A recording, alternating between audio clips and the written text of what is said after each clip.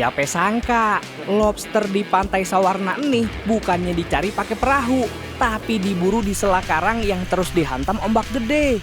Hari ini, Aye pengen ikut ngerasain langsung gimana susahnya berburu lobster di mari.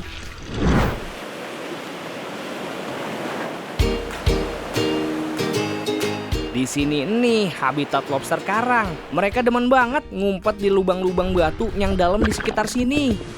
Makanya Aye sama para nelayan jodang ini kudu berani turun langsung ke bibir karang buat ngedapetin lobster inceran. Akhirnya Aye udah sampai nih di lokasi perburuan lobster. Kata Pak Ibung sama Pak Ibong, lobster demen banget ngumpet di alur-alur karang yang dalam dan juga dihantam ombak kayak gini. Jadi keseharian Pak Ibong sama Pak Ibung ini mencari lobster dengan cara menaruh jodang di sela-sela karang yang dalam ya Pak ya. Karena tempat persembunyian si lobster itu ada di bagian-bagian selip-selipan karang. Jadi nanti kita akan pasang beberapa jodang dan akan kita sebar di sekitaran sini Pak. Jodang bentuknya sederhana. Rangka besi berbalut jaring ini terbuat dari senar pancing.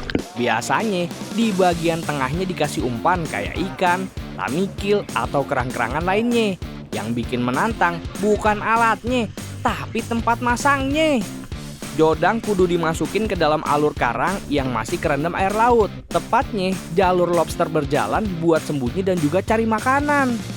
Kalau udah dipasang, jodang kudu diikat ame tali tambang di bagian celah karang.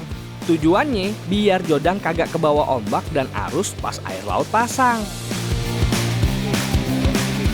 Masyarakat lokal tahu betul ngebaca situasi atau istilahnya ngitung ombak gede yang bakalan dateng. Kalau kepaksanya kagak bisa ngindar ke tempat aman sebelum ombak dateng, Aye kagak boleh panik dan kagak boleh lari. Lantaran buih ombak bisa ngaburin lobang dan juga karang tajam di sekitar Aye. Bisa berabe kalau Aye nyusruk ke gulung ombak di batuan karang. Kagak cuman pasang jodang, biasanya nelayan juga ngecek jodang yang udah dipasang dari hari sebelumnya. Pak Ibung, nih katanya hari ini kita mau ada yang diangkat nih Pak. Ya. Yang kemarin sore ya? Kemarin sore ditarik kita angkat hari ini. Oke, kita ambil dulu yang paling dekat ya Pak ya.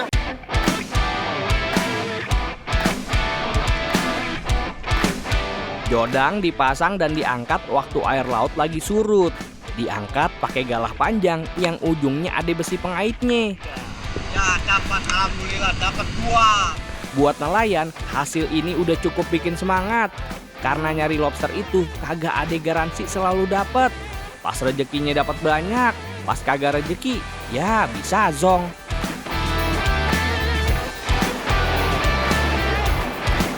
Pas lagi ngangkat jodang berikutnya, jodangnya nyangkut di dalam celah karang. Kalau kondisinya kayak gini, kagak bisa ditarik paksa karena bakalan putus atau ngerusak jodangnya. Pak, nyangkut nih Pak. Nyangkut. Biar Aye aja nyelam ya Pak ya. Iya. Setelah merhatiin ombak, Aye nyebur ke dalam alur karang. Aye pengen nyobain ngambil langsung jodangnya ke dalam sela karang yang masih penuh air. Resikonya kalau ombak gede tiba-tiba datang, badan Aye bisa kebawa arus dan kebentur karang di dalam celah alur karang. Tantangan lain, Aye masuk ke dalam air laut kagak pakai kacamata nyelam. Tentu aja bikin mata perih. Tapi Aye kudu cepet ngelepasin ikatan sebelum ombak gede berikutnya dateng. Pak, berhasil. Dapat 2. Dapat di karang Pak. Iya. Berhasil. Angkat jodang yang nyangkut di karang. Akhirnya jodang berhasil Aye angkat. Ternyata pekerjaan nelayan bukan cuma nangkap ikan, tapi gimana mereka juga berdamai dengan alam. Yang takut, minggir! Hari udah mulai sore nih. Air laut sebentar lagi juga mulai pasang. Aye pengen ngitung dulu hasil lobster tangkapan sore ini. Alhamdulillah tangkapan kita hari ini ada 6 ekor ya Pak. Dari 5 jodang yang kemarin Bapak tebar ya. Kemarin sore ya Bapak tebar. Untuk 6 ekor ini Pak, ukurannya ini termasuk besar, sedang atau kecil Pak?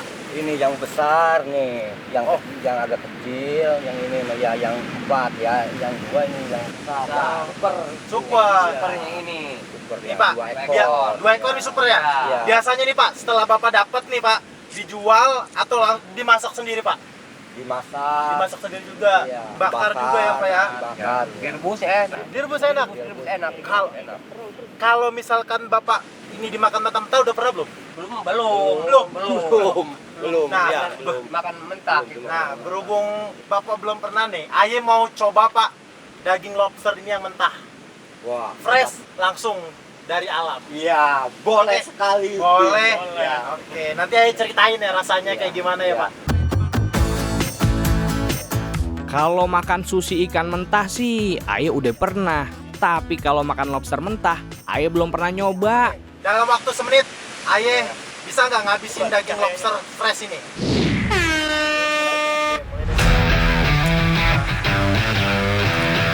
Tantangan pertama, ternyata waktu ngebuka cangkang lobster mentah yang keras. Dagingnya masih bening dan kenyal.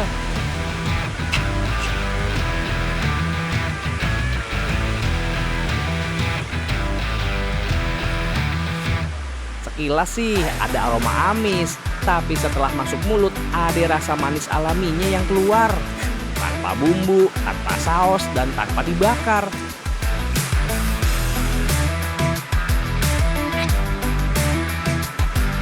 Ternyata rasa daging lobster ini tetap enak. Cara makan kayak gini emang kagak biasa. Di sini umumnya lobster hasil tangkapan tetap dimasak sebelum disajiin.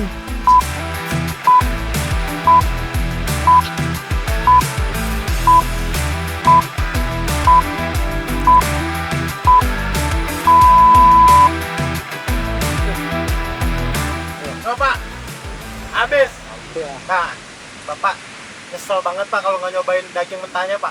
Karena ini dagingnya rasanya manis dan kayak tekstur kayak jelly-jelly. Kalau udang yang kecil-kecil dimakan udah biasa, tapi lobster mentah tuh belum biasa kan.